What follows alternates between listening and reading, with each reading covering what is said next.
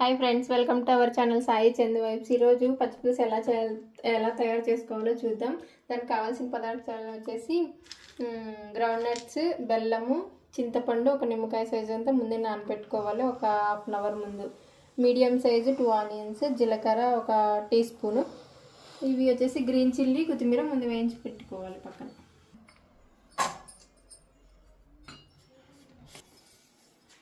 ఇవి మిక్సీ పట్టుకోవడానికి మిక్సీలోకి వేసుకుంటాం. వేయించిన పల్లీలు, కొంచెం బెల్లం, టేబుల్ స్పూన్, కొంచెం చక్కెర. ఇది చింతపండు రసం.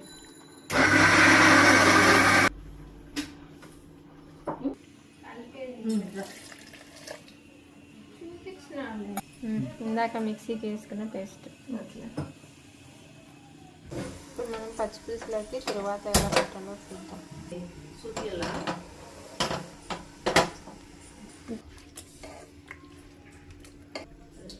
కొంచెం ఆయిల్, ఆవాలు, జీలకర్ర, 3 to 4 రెడ్ చిల్లీ, కొంచెం కర్రీ లీవ్స్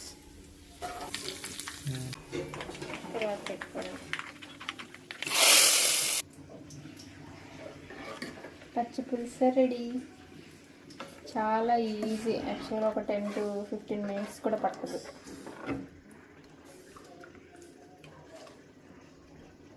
వేడి వేడి అన్నంలోకి చాలా బాగుంటుంది.